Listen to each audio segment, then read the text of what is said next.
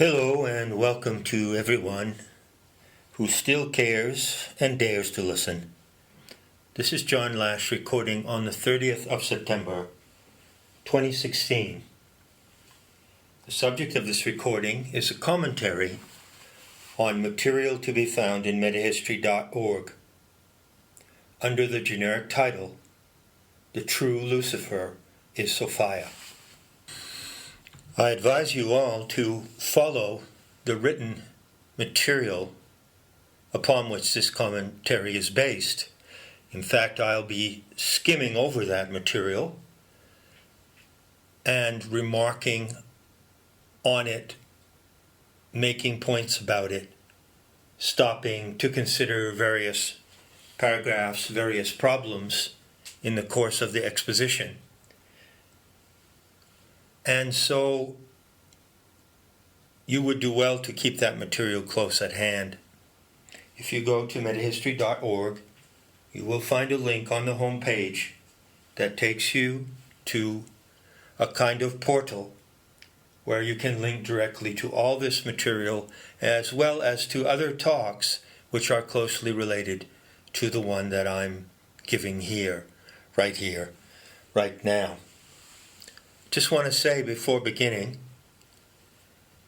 that I tackled this question of what I call the Lucifer Sophia identity initially 1 year ago. It was exactly 1 year ago in September of 2015 that I initially posted some material on metahistory.org, but later withdrew it. The text that you find and the content of this talk represent what I take to be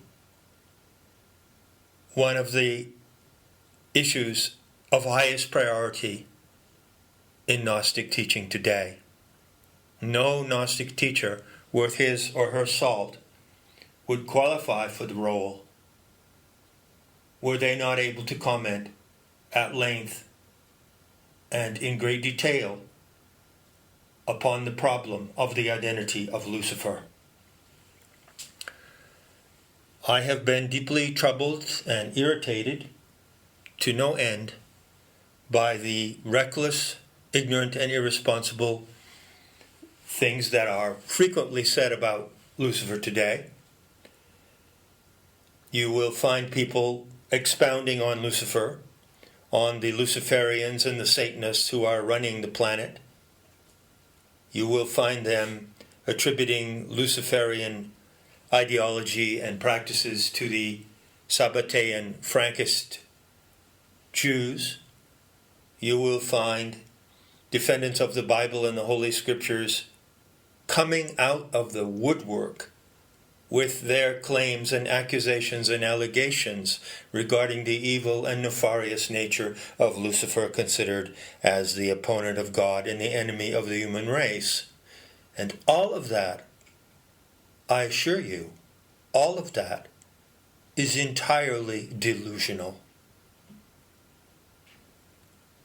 So I am taking the responsibility as a Gnostic teacher today to attack this delusional and erroneous view of Lucifer as well as Satan. Obviously, it's an enormous task. I've approached it with caution, and I consider it to be a responsibility unlike any other. I want you to know, as this commentary begins, that I was not initially satisfied with the manner in which I handled this material a year ago in September and October of 2015. But I have reworked the material, and now the 3 essays or articles are available on Metahistory, and you can find them through the portal page, as I just indicated. So with that said, let's proceed into this material. But before I do, I need to make a disclaimer. I realize that my exposition of the true identity of Lucifer and my exposure of the delusional views of Lucifer held by Christians and many other people today could be regarded as misdirection. I realize that it could be regarded as a ploy, or what may be called running cover. To run cover for someone means to conceal them, or to conceal what they are actually doing, what their agenda and intentions may be. Now, at this point in time, the fall of 2016, I think it would be fair to say that John Lash has a certain presence on the internet through his published works as well.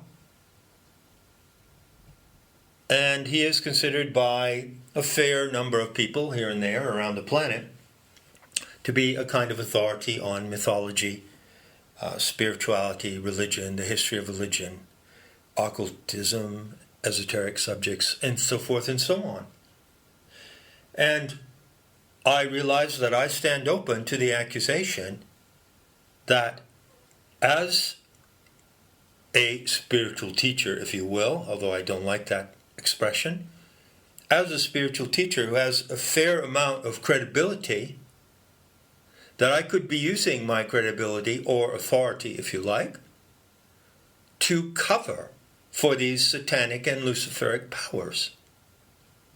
I could actually be working for them and intentionally putting out the message that they don't exist, which is basically what I'm going to tell you, so that I can conceal the fact that they do indeed exist and that they do indeed have evil intentions against humanity, and they have the power to corrupt and overwhelm and destroy humanity. So my caveat is to say, if there is anyone out there that takes that position, that I'm doing that, I have absolutely no desire to defend myself. If that's what anyone concludes, then that's their business. But what you think of me as a scholar, as a teacher, is none of my business, and I don't really care. I count on the content of what I say to speak for itself. I count on the integrity and thoroughness of my scholarship, such as it is, to speak for itself. And if I am so regarded as running cover for these satanic and Luciferian powers, then so be it.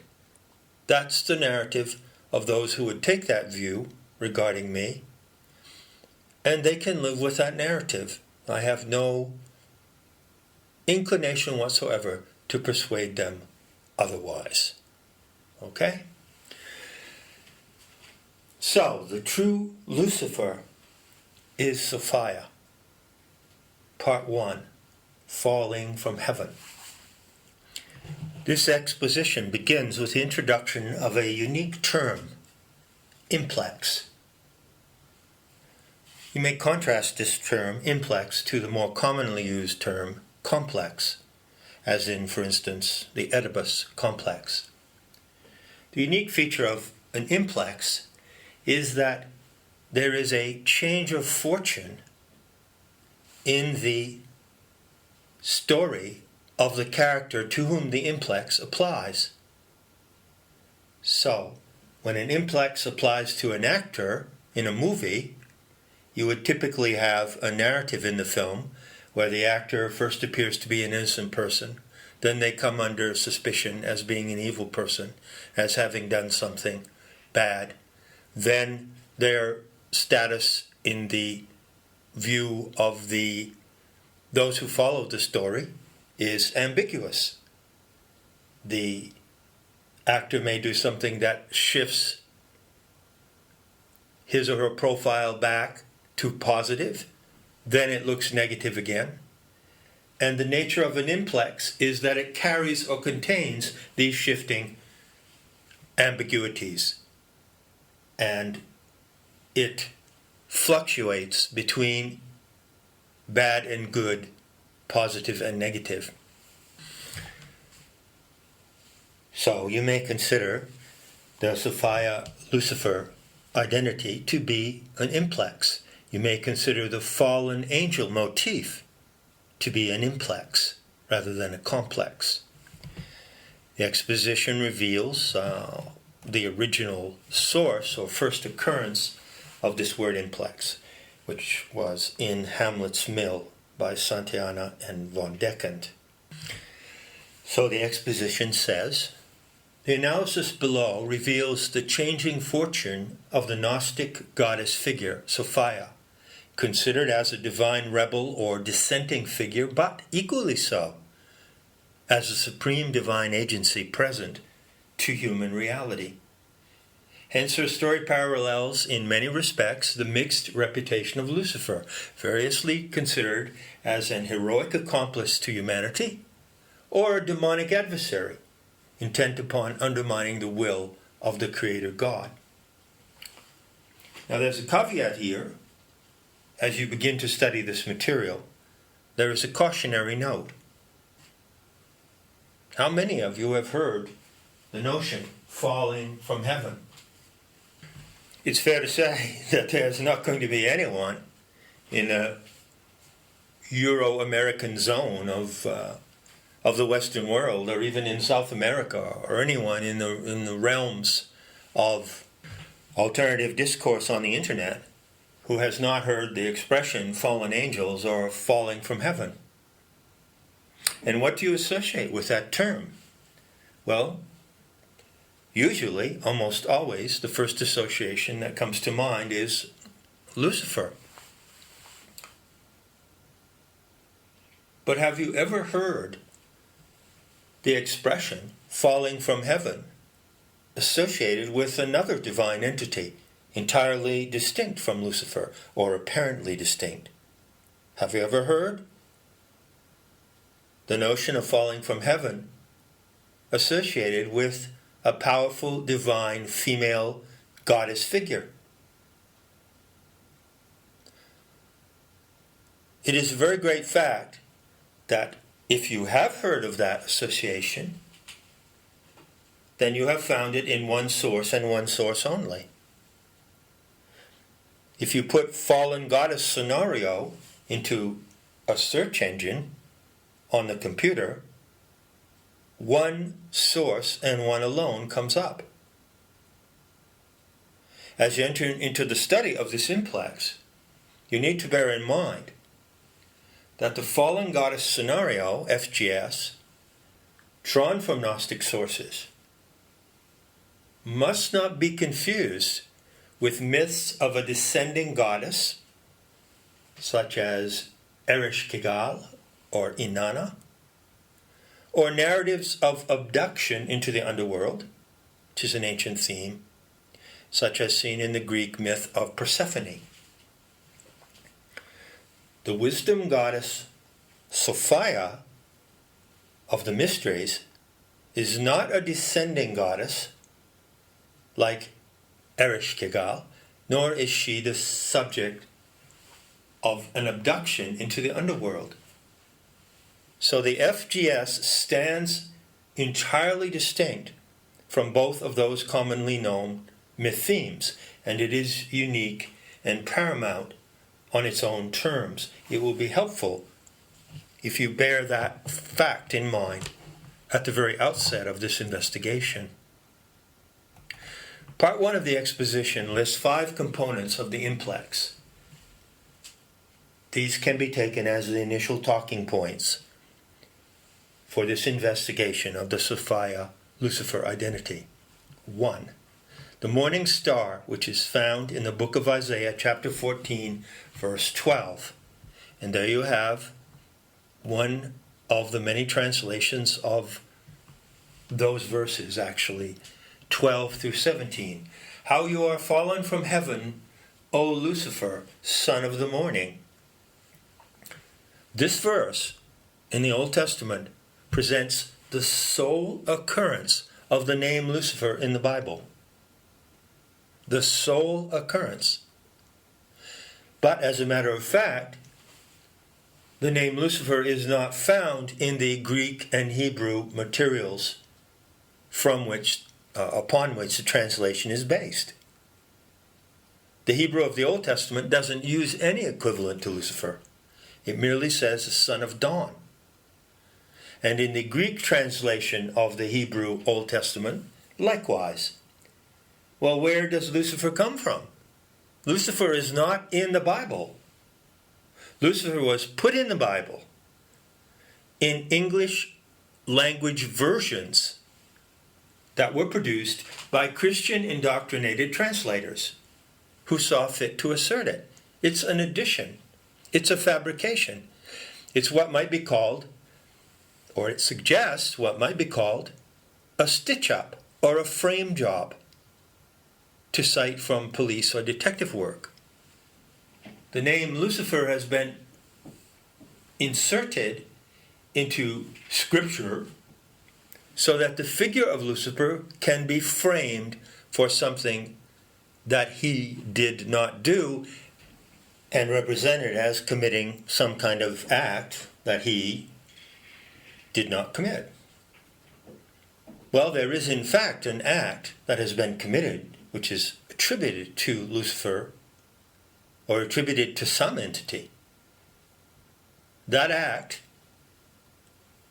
which causes the fall from heaven, is one of those shifting and ambiguous components in this implex. As the exposition says, the passage in Isaiah clearly attributes to the son of morning the motif to equal or excel the Most High God. There's your theme. Hence, the theme of Luciferian pride expressed in the attempt to be equal to God, to match the splendor of the Supreme Being. This theme also appears in Gnostic material on the wisdom goddess Sophia, whose fall from heaven is attributed in some texts to the same motive. That is to say, Sophia wished to equal or excel the Supreme Creator, was called the originator in Gnostic writings, or to act on her own volition independent of higher cosmic powers. Bear in mind, however, that this notion of divine pride, if you will, divine excess, comes to be associated in the Judeo-Christian scriptures with a transgression against God, that is to say, an act that calls for punishment. So Lucifer is cast down into hell. You find nowhere in the Bible any narrative stating what Lucifer did to be cast down into hell. That narrative has been constructed by Christian fanatics, not based on something that they actually found in the Scriptures, but based on what they claim falsely to have found in the Scriptures. The whole centuries-long legacy of Christian commentary on the Bible is entirely corrupted. The text, the file, is entirely corrupt when it comes to the figure of Lucifer.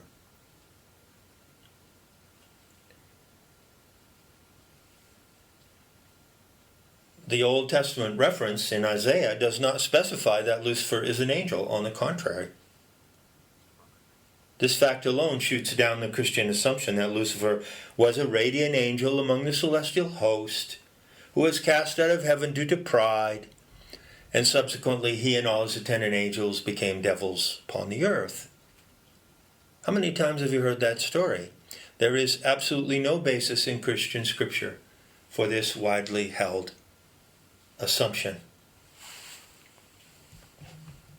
So where does this theme come from? Where does this narration come from? As I said, there are some allusions in the New Testament attributed to Paul of angels that sinned and were cast down into hell.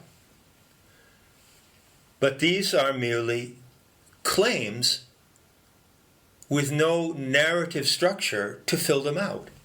So where does the full-blown narrative come from? It comes out of the imagination of Christian fanatics who have in their minds the figure of evil. They have evil in their own minds. They make Lucifer into an icon of evil, and then they apply that icon to the scriptures, and they read into the scriptures what they falsely imagine to be there. Christians, beware of what you presume to be found in your revered scriptures. So, continuing along, the next point of the implex, point number 2, comes up in the book of Revelation, chapter 12, and this is the red dragon in the sky.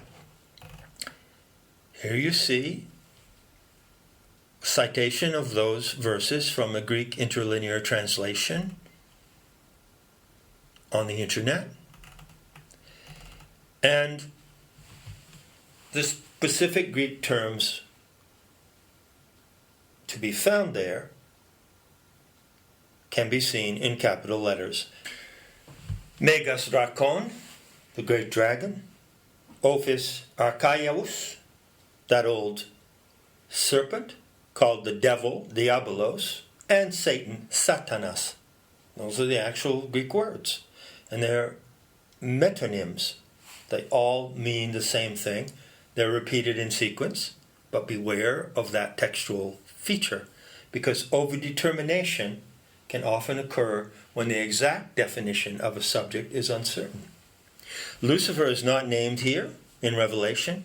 Hence there exists in the Bible no textual identification of Lucifer, the light bearer, with the dragon, serpent of Revelation. None whatsoever. Therefore, there is no ground or basis in Scripture for the identification of Lucifer and Satan. One of the points of this exposition, which ought to be outstanding, is that Lucifer and Satan are distinct. Once you know that, you can see clearly that anyone, and I mean anyone, Christian, non-Christian, Jew, Talmudic, scholar commenting, self-presumed interpreter of the occult and the esoteric, I won't name names, you can be assured that any one of them who is using the name Lucifer interchangeably with the name Satan simply is lost. They simply do not know what they are talking about. They are not to be trusted, and they are handling the materials in an ignorant and irresponsible manner. So the conclusion here is clear. Although the name Satan occurs 14 times in the Old Testament and 40 times in the New Testament, the actions and attitudes of Satan cannot in any manner be equated to those of Lucifer. Lucifer, considered as the lightning-like luminous angel who was cast down from heaven, is entirely absent from Revelation. So is the Antichrist, by the way, a term which only occurs 4 times in the Gospel of John. Christians who babble about Revelation, warning about the Antichrist, that the Antichrist appears in Revelation, that the Antichrist is similar to Lucifer, and Lucifer and Satan and the Antichrist are all mixed up in the same ball of spaghetti, are actually revealing their ignorance of their own scriptures and their own tradition. Point 3 brings up another tradition, another source in the Abrahamic religions, and that is the Quran. In the Quran, one finds the figure of Iblis, described in Surah 7, We bade the angels prostrate to Adam, and they prostrated. Not so Iblis. He refused to be of those who prostrate. Allah said, "What prevented thee from prostrating when I commanded thee?" He said, "I am better than he. Thou didst create me from fire and him from clay." So the little snippet of a plot factor that might be applied to Lucifer, to be found in the Islamic materials, is right here in this passage. The Quran represents Iblis as an angel in the rank of the heavenly hosts who refuses to bow down and revere Adam, humanity, considered to be the creation of Allah, considered to be the sublime being. The angel Iblis shows the Luciferic factor of pride by declaring himself superior to Adam, that is humanity. And for that, he is, according to Islamic teachings, if you can call them teachings, according to Islamic dogma, expelled from heaven and thrown into hell for eternity. But because eternity is a long time, he's given the opportunity, complicit with God, to be a kind of satanic agent and an adversary who tests humanity and leads men and women astray. And this is the portrait or profile of Iblis/Satan from Islamic doctrines. Given that profile, which is clear and unambiguous, that is the consensus on Iblis in Islam, it's easy to refer to Gnostic sources for other intel on the identity of Iblis. And it turns out that when you do so, you might go to a passage in the Apocryphon of John. This is a long and difficult Gnostic text with some very puzzling features. But the thematic element relating to Iblis is clear and easy to locate. The Apocryphon of John describes how the archontic powers were jealous of Adam because they saw that Adam, anthropos, humanity, was superior to them and even superior to the Lord, Archon, Yaldabaoth, also known as Yahweh, Yahweh, or Jehovah. Quote, the Archons recognized that the primal humanity, Rome in Coptic, was luminous, that he, Adam Anthropos, could think better than they could, and that he was radiant by design. And when they looked upward to his image, the Archons saw that the intelligence of the human was superior to theirs, and the epinoia of the light was in him, the human creature, the power by which he was to awaken his thinking. End quote. Well, it's clear as day that you can see a kind of shape-shifting from the Islamic portrait of Iblis to this scene which describes the archontic powers facing the superiority of the human race. Of course, the Gnostic passage has an entirely different message, doesn't it? It not only asserts the superiority of humanity over the Archons, but it asserts the fact that the Archons recognize the superiority. So, the gist of these lines is clear. Anthropos is superior to the Archons, as Adam is superior to Iblis. Is that clear? This is comparative mythology. Hence, the identification of Iblis goes to the Archon overlord, the demiurge, and not to Lucifer. Therefore, you are advised not to go down a rabbit hole for Iblis. The Quran does not indicate Lucifer in this passage on Iblis. Now, while you're considering the Gnostic materials that are relevant to the Sophia-Lucifer implex, you can go directly to point 4, or component 4, in this exposition. This is an outstandingly important document called a Valentinian Exposition. So Nag Hammadi Codex, number 11, book 11, treatise 2. And in the Valentinian Exposition, which is heavily damaged and obscurely written, there is a reference to Sophia. There are numerous references to Sophia, by which her fall from heaven can be understood. The Valentinian doctrine of the fall is a variant within the overall Gnostic materials. There is also the Sethian version of the fall, the Sethian version.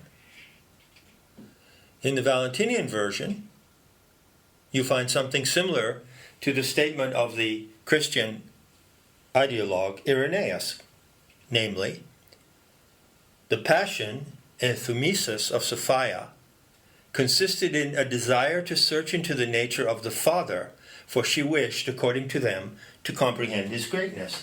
Well, here again, you get an element in the psychological profile of a divine being. What you're doing here in this study is considering factors in the profile of a divine being. And some of those factors are contradictory. Some of them play in ambiguous ways against each other. Some of them complement each other. Some of them don't. This is the nature of the implex. What the Gnostic materials show is that Sophia wanted in some manner to equal the level of the Father, called propator or piot in the Gnostic Greek Coptic materials. I translate this as the originator. Or else to comprehend its nature so that she could imitate it or compete with it or something along those lines. So again, the Luciferian theme of hubris, prideful excess, or striving beyond one's station.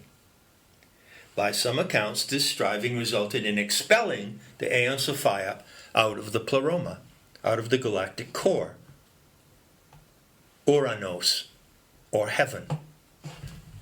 Now, it's helpful to bear in mind, in delving into this mythological material,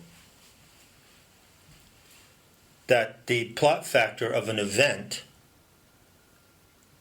needs to be distinguished from a judgment placed upon that event.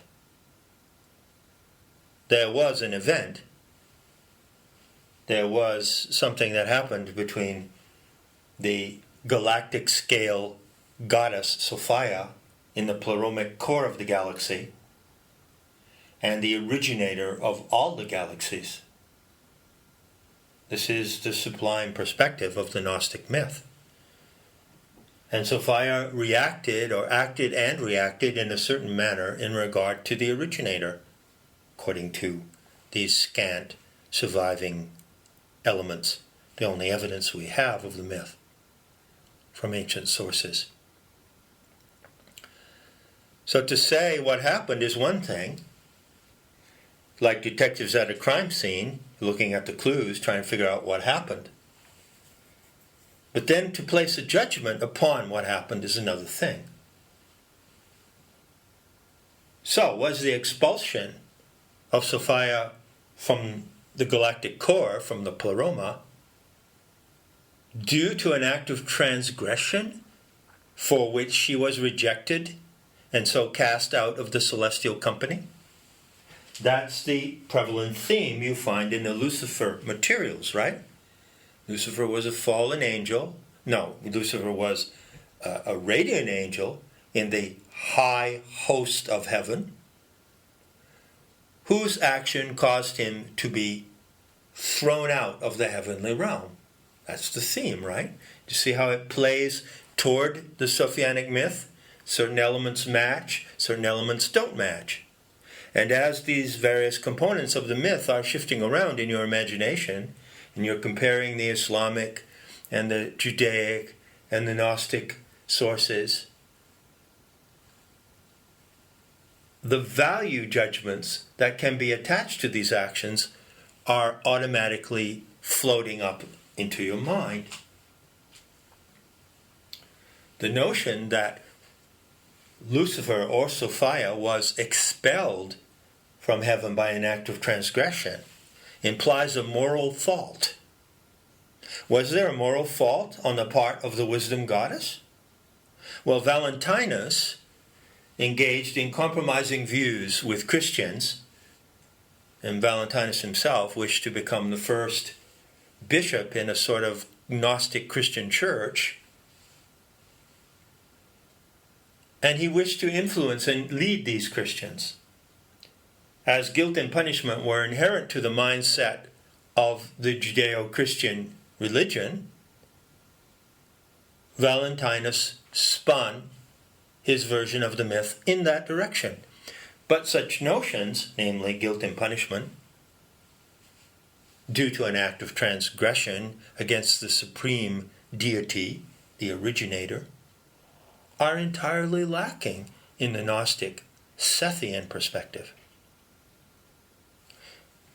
The extrapolation of the fallen goddess scenario along the lines of the Sethian version, and there are really only two versions in the surviving materials, the Valentinian and the Sethian, does not attribute Sophia's plunge from heaven to a fault of any kind for which she would be punished, but rather to the extremity of her passion, her enthusiasm, her enthemesis, her quality of phronikos, of being outrageous and excessive.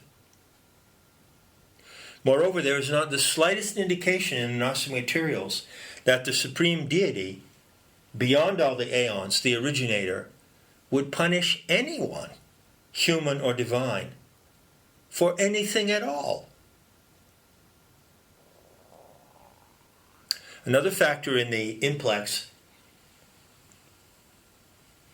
that comes out of the materials of the Valentinian exposition concerns the notion that Sophia somehow transgressed divine will by acting unilaterally without a consort.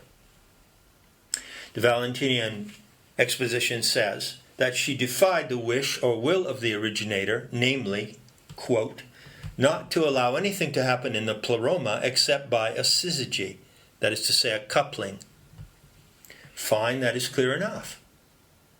Perhaps Sophia, in her outrageous nature as a young goddess contemplating a divine experiment that would unfold in the galactic arms, perhaps she went overboard. But is that a transgression for which she was due to be punished? Where do Gnostic writings give any suggestion that the originator would punish or expel any aeon who did not abide by that principle of dyadic emanation? Nowhere. Absolutely nowhere. You can say that it is simply the preference of the originator that the activities of the aeons or generators in the galactic core would be dyadic. But it's just a preference. So, at this point, you may begin to see the clear distinction between the FGS and the standard Luciferic mythologies, which all assume a factor of punishment, chastisement, expulsion, transgression. And such factors reveal the Judeo-Christian spin that has been given to the received materials that adumbrate the fall of the wisdom goddess. Finally, now we come to point 5, which is also taken from an Alexandrian source, actually. Valentinus was a Gnostic teacher in Alexandria. Eventually, he went to Rome on the current of the Christianized or Christian-slanted Gnostic movement of the 2nd and 3rd centuries. Another figure operating in Alexandria at the time was someone called Didymus the Blind. It's extremely difficult to find anything about Didymus the Blind, or to find anything that he wrote or any reference to what he wrote. But there is a significant clue in a book privately published by the Hermetic Library in Amsterdam, the title given there. And it cites this Alexandrian theologian who lived some centuries, about a century and a half, I would say, after Valentinus, but referring to Valentinus. Quote, Valentinus taught that the last of the 30 aeons is androgyne, and that is Sophia. She wanted to see the highest God and was repelled by his splendor. Hence, she fell out of the heavens. Pleroma. End quote. You may consider this tiny fragment, as minuscule as it is, a mere flake from the ancient sources, you may consider it as solid textual evidence for the restored version of the fallen goddess scenario that you find on metahistory.org and in Not in His Image. The fallen goddess scenario, in its modern restoration of 9 episodes, FGS 1.0, is not a fabrication of any particular human individual. It's not a personally constructed fantasy, but it's a genuine mythological narrative based on identifiable sources. Here it says, Sophia fell out of the heavens. Fallen goddess scenario. This is an extremely rare instance in which the notion of the fall or the action of the fall is directly and explicitly stated. So in this syntax, there is yet another twist, there's yet another facet, another shifting view, another spin on the actions surrounding both Lucifer and Sophia in the mythological record, such as it survives. Here, the syntax introducing the fall meme states that Sophia fell from inability to behold the splendor of the originator. Well, that's one opinion coming from a Christian theologian commenting on Valentinus. Was Sophia, in consequence of this prideful action, rejected, thrown out of heaven, consistent with the Luciferic theme? Can the divine source reject anything which it produces or manifests? What kind of God do you believe in? Do you believe in a God? Do you imagine a God that can reject its own creatures? Or would, for any reason, reject what it creates? What does it mean to be repelled by divine splendor? Does this notion belie the spin of Judeo-Christian theology, which attributes unworthiness, inferiority, and guilt to transactions among divine beings or to humanity itself? Make up your own mind. But you might come to the conclusion that no aeonic divinity was ever cast out of heaven for offending the supreme source. Rumor has it that Lucifer was cast down from heaven, as you all know. But in part 2 of this exposition, you can take another look at that notion. Concluding part 1, let's be sure of the takeaway. Gnostic materials state explicitly that it is the archons and not Lucifer who did evil things or tempted humanity, as Lucifer is alleged to have done. So the Lucifer story, or certain elements in the implex under investigation, both cover and conceal the evil influence of the archons. And that story propagates itself in the minds of those who don't look at it critically, and they don't have the Gnostic intel to deconstruct or decode it. While at the same time, That false Lucifer narrative conceals the true identity of the light bearer. So this is how the implex works.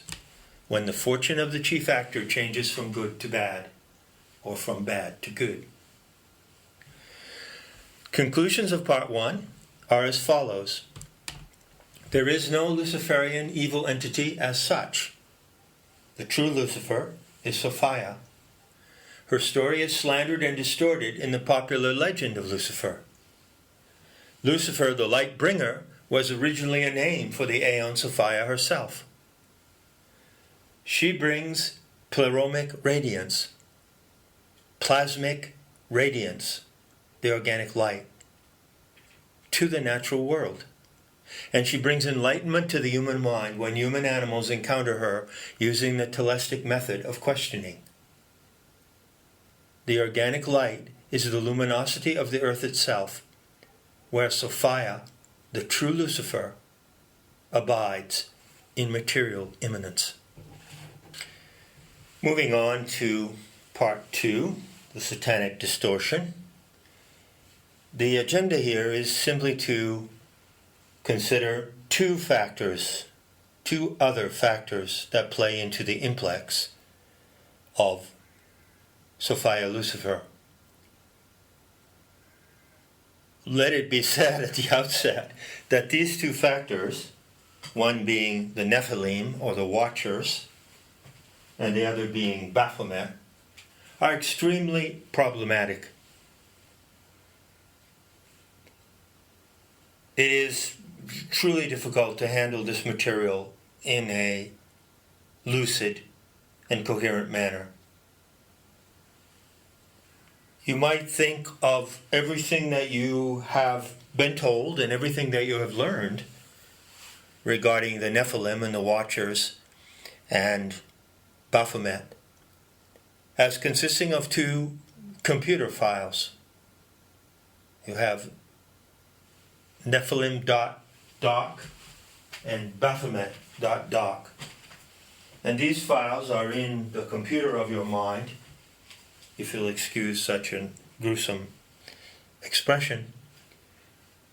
They're in your mind, they're in your imagination, these two files, and they contain maybe evidence of the research you have done. Have you actually researched who is Baphomet?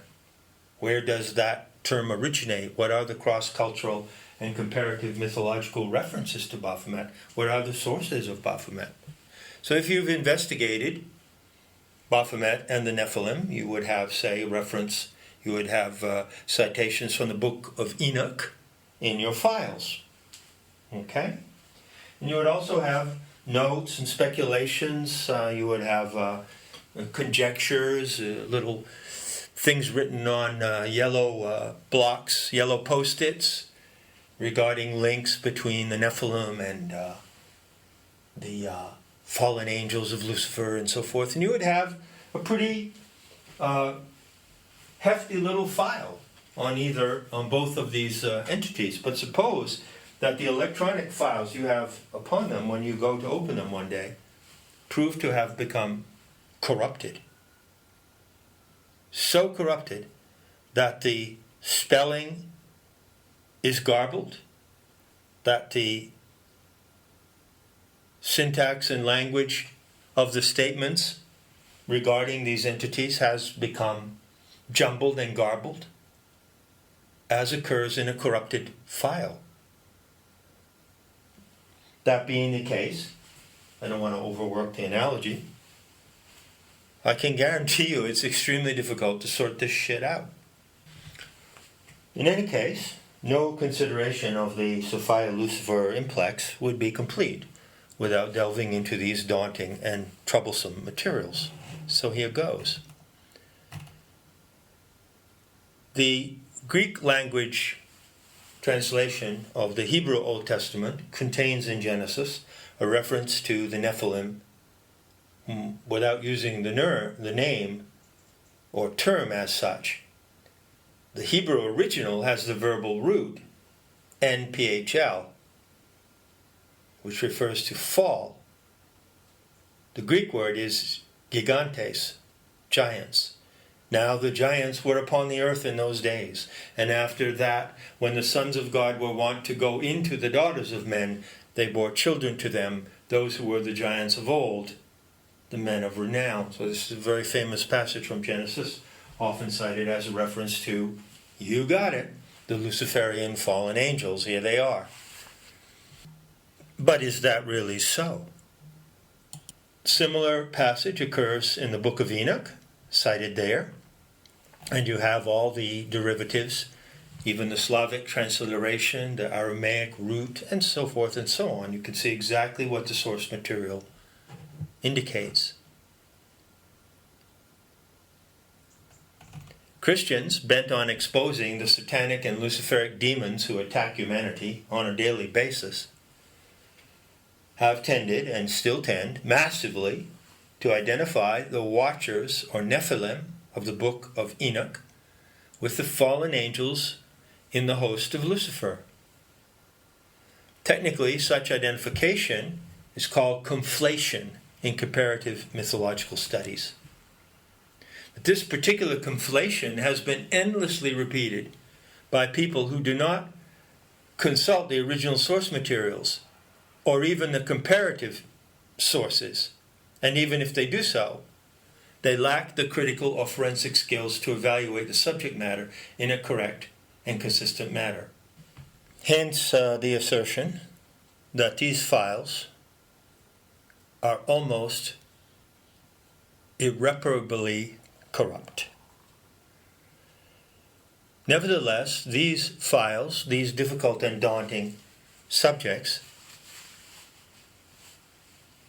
belong to the essential biography of the human race expressed in mythological narratives. There's a saying among those who develop Gnostic intel and apply the Gnostic method of deconstruction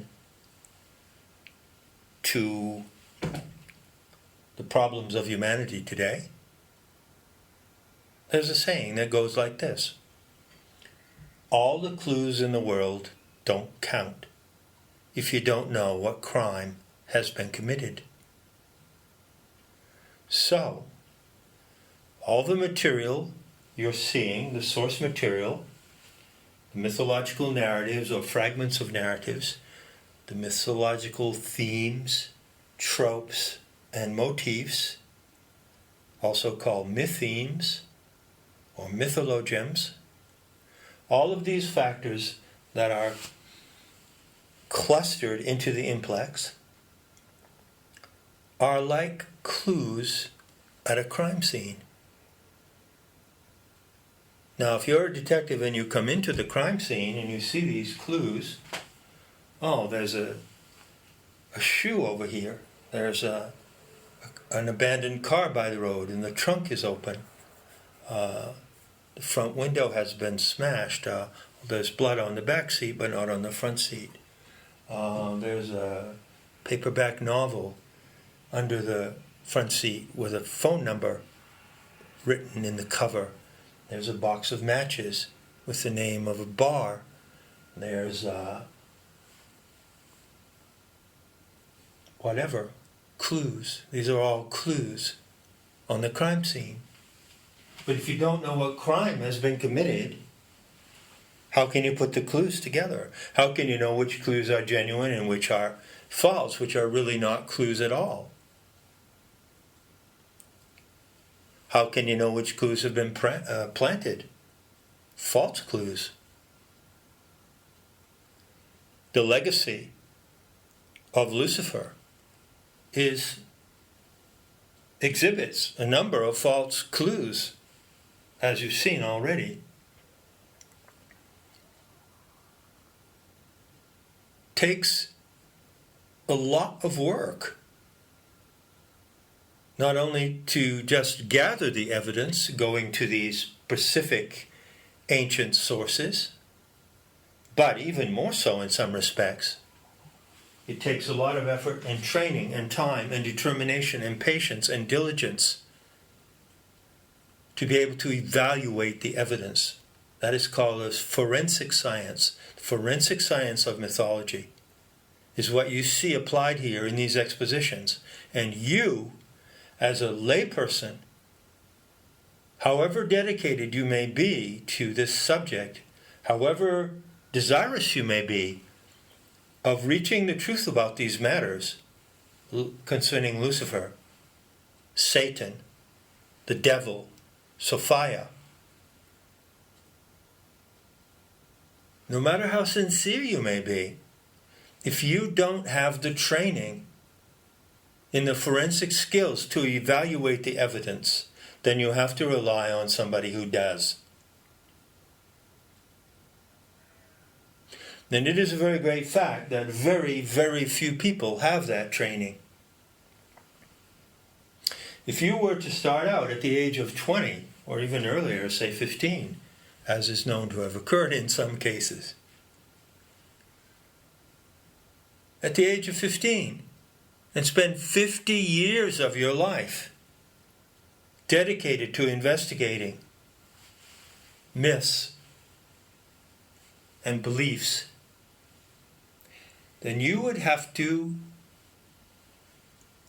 read 4 books on the source material. For instance, 4 books on the Dead Sea Scrolls. You would have to read 4 books, and then for every 4 books that you read on the Dead Sea Scrolls, you would have to read 1 book telling you how to interpret what was in the other 4 books. And then you go on and you read 4 more, and then you read 4 more. So, for instance, if you had 12 books on Greek and Roman mythology, then you would need 3 books teaching you the forensic skills to interpret and evaluate what you find in the source books of Greek and Roman mythology. And you just don't have the time to do that, do you? And most of the people, most of those self-presumed experts who are commenting on these matters on the internet, haven't done that work. Of course, at the end of the day, you can only trust yourself. And the highest achievement in the quest for knowledge, one of the highest achievements, one of the most desirable goals, is to be confident in your own skill in handling knowledge. Don't have to take anyone else's word. But when you're in the realm of materials that require expert discernment and expert assessment along forensic lines, then you are dependent upon someone who has those skills. So perhaps the position that you might take in regard to this problem is at least to recognize and acknowledge the difficulty, and to recognize and acknowledge those in the field who have done the field work of a detective who can analyze the evidence at the crime scene by comparison to those who haven't. All the clues in the world don't matter if you don't know what crime has been committed. Now, would you like to have a direct and vivid demonstration of that little statement? Well, there is a crime that's been committed, that is to say, an action that has taken place in the course of human affairs on this planet. And that action or crime is something about which you know very little. In fact, you may not even have heard of this crime. You may not even have ever heard that this action occurred.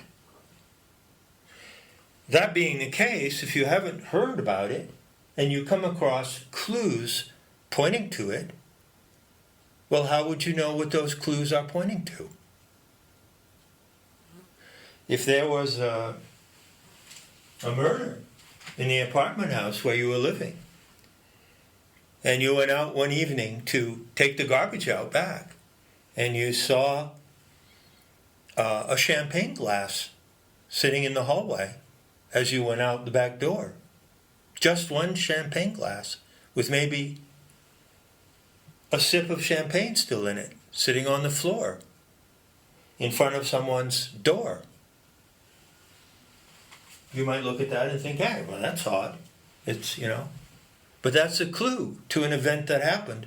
But if you don't know the event, let's say it was a murder, then you could see 100 clues on your way to taking out the garbage. And you wouldn't still know what crime has been committed. In this specific case, regarding the Nephilim and Baphomet, the crime that has been committed comes under the title, in mythological terms, of the separation of the sexes, which may also be called the gender rift, or, in terms of the Sophianic vision story, the shearing of the Anthropos template, the separation of the sexes. Separation of the sexes is an event that happened, which has been preserved and described in certain mythological narratives. Some of these narratives come from the classical pagan European background, Plato, for instance. Other mythologies elsewhere refer to the separation of the sexes. Mythologies from Africa to China refer to that. Legends of the American Indians refer to that. But in the form that you encounter these myths and legends, there is only fragmentary evidence. And if you see the evidence without knowing what the crime was, then the evidence basically does not serve you to solve the crime, does it? As noted here, the problem of deconstructing and correcting the corrupted file regarding the Watchers is vast. It's a royal pain in the ass, really, and it goes beyond the limits of the current exposition. So I'm going to skip over this very rapidly and leave the material there for you to read. I will simply state the point that's made in the written materials. The Watchers, who have been from the book of Enoch, also called the Nephilim, who have been identified with fallen angels, are not in fact fallen angels, but they are actually human beings, an early form of humanity. The clues about the Nephilim and the Watchers in the ancient texts cannot be understood unless you know the crime that has been committed, and that crime was the separation of the sexes. As a result of this crime, the first human creatures of the form that we exhibit today, who appeared on the planet Earth, were exclusively women, whereas the men, their male counterparts, remained in the extraterrestrial cosmos, where the anthropic plasm was deposited, namely in the Orion Nebula. Once you know that there was a separation of the species into the two genders were separated due to the shearing of the anthropic template, which was in fact an action caused by the Aeon Sophia herself, our Divine Mother, accidentally sheared the template, then you know that the evidence of the Nephilim points to the separation of the sexes and does not point to any kind of Luciferic fallen angel scenario. So the text you'll find here is quite complete. It cites not only the Book of Enoch, but it cites the apostasis of the Archons, describing how the Archons, who are the remote cosmic cousins of humanity, lusted after Eve and how they sought to sow their seed in her. It's extremely startling when you come across a text like this one that directly refutes the widely held assumption that the Archons or extraterrestrial cyborgs who are meddling with the human species were able to intervene in our genetics. That notion, which may be called the Sitchin hypothesis, or the slave species meme, is widely accepted as true. But here in the Gnostic materials, there is a clear refutation, which says that Eve evaded their attempt to sow their seed in her, that is to say, to interbreed with the human species. A Gnostic teacher today will maintain rigorously that no Archon or extraterrestrial species has hacked into the human genome. There has been a hack into the human neuronal circuits. There has been a neural hack, but not a genomic hack. Extremely important distinction. So there you have it. The source materials to study to get a Gnostic picture, a Gnostic version of the Nephilim, who are properly identified in the fallen goddess scenario as the Orion men, the counterpart to the first female inhabitants of the planet.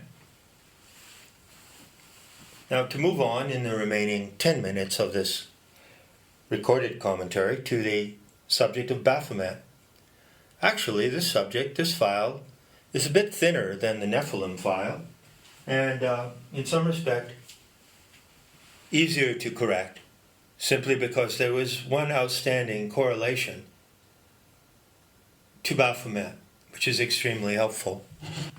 In considering this component of the Sophia Lucifer implex, you want to look, on the one hand, to the visual or graphic image of Baphomet, and then you want to look, on the other hand, at the name Baphomet.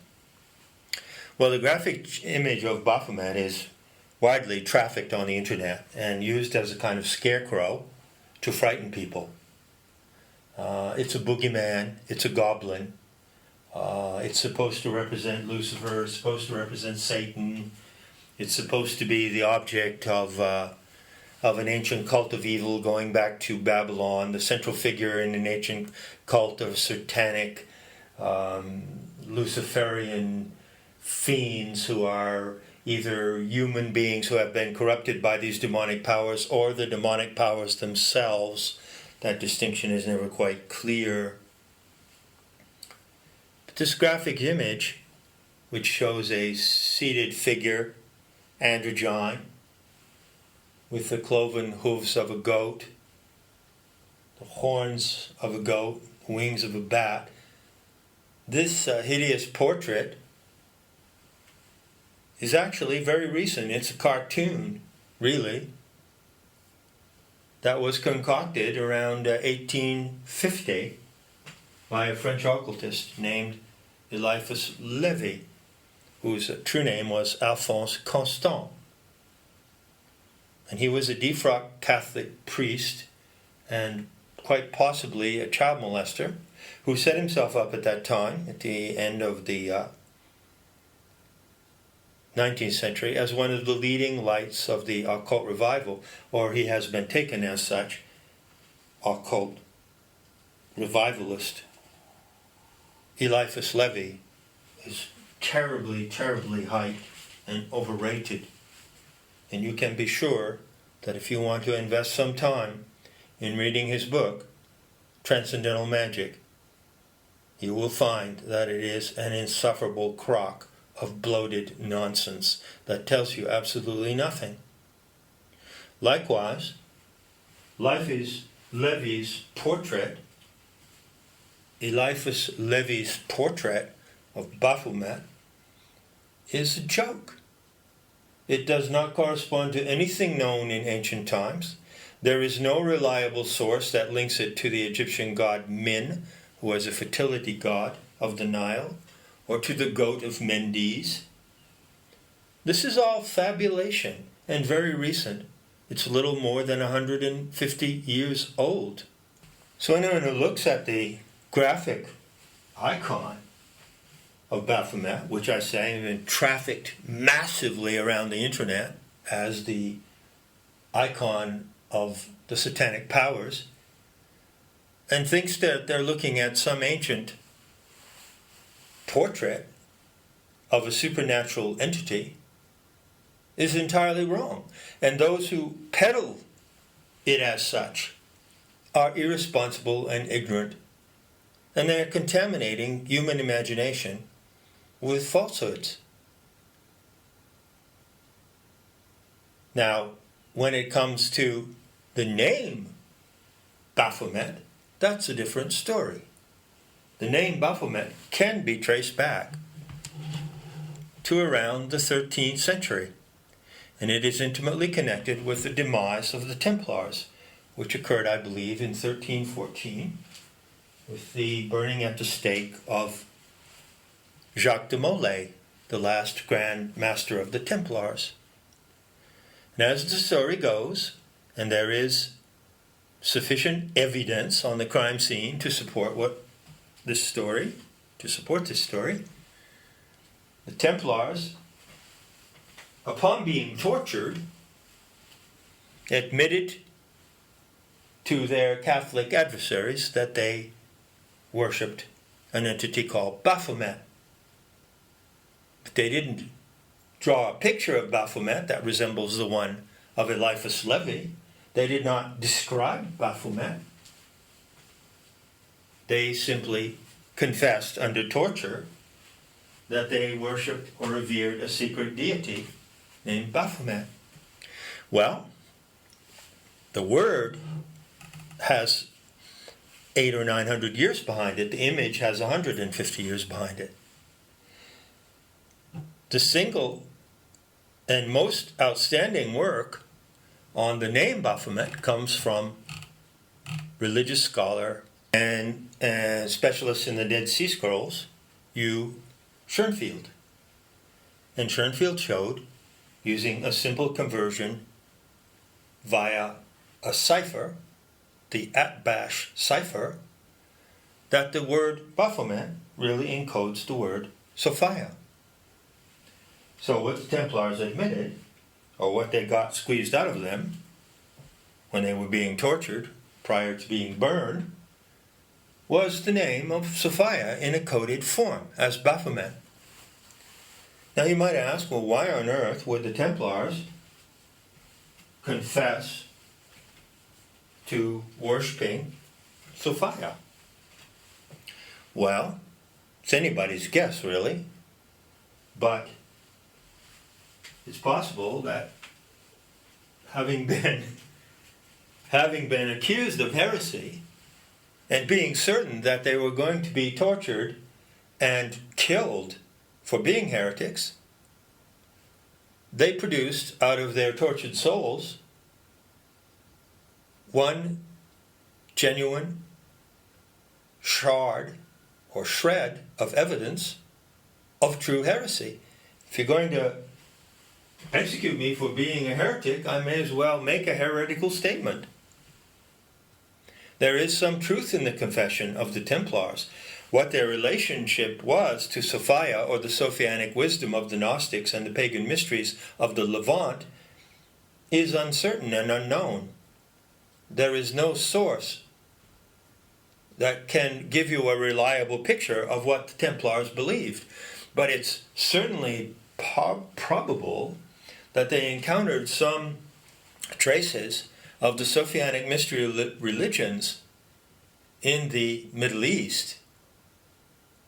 And so it's possible that in some respect they recognized or recollected the radiant figure of Sophia from the Gnostic teachings. But the wisdom goddess is the most heretical figure in the whole realm of religion and mythology in the entire world. She is the most heretical figure. Gnostic wisdom as a whole, including the sacred narrative of the fallen goddess, is the highest heresy in the land. It is the supreme heresy on this planet. Regardless of what you may think of the Gnostic myth, regardless of what you may think of the pagan mysteries in their true content, not in their falsified and slandered content, regardless of how you view that material, there remains one very great fact, which is that material is the most suppressed material that has ever existed on this planet. It is the teaching that has been subject to the greatest wave of destruction, oppression, and slander, incomparable to the persecution of any other system of knowledge ever. So in concluding this exposition, you might just savor that point for a while. I won't go over the remainder of the text concerning devil worship and the subject of erotic bliss, which concludes part 2. It speaks for itself, and you can go over that, reflect on it, and consider it in your own time. I will point out that the notion of devil worship, satanic worship, worship of Lucifer, of which one hears so much these days, is entirely delusional. It's delusional on 2 counts. Those who allege that others are Satanists and Luciferians who worship some literally existing supernatural entity by that name, those who allege that behavior in others are deluded, and even those who appear to perform that behavior are deluded.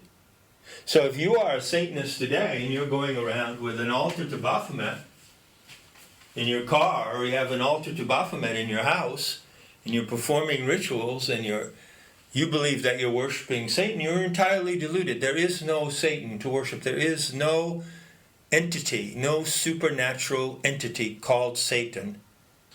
But there is a supernatural entity properly called Lucifer, the light bearer. And the true Lucifer is Sophia. She is the light bearer. Why? Well, quite simply, because she bears into the material elements of the natural world the plasmic ionic radiance of the pleroma. The earth is a luminous planet. Sophia is the source of the living luminosity of the earth, the organic light. Sophia is the true Lucifer. At the 1 hour and 20 minute point, I will conclude this spoken commentary and pick up the remainder of it in a second segment to go along with part 3 of this exposition, which is titled Lucifer Liberated.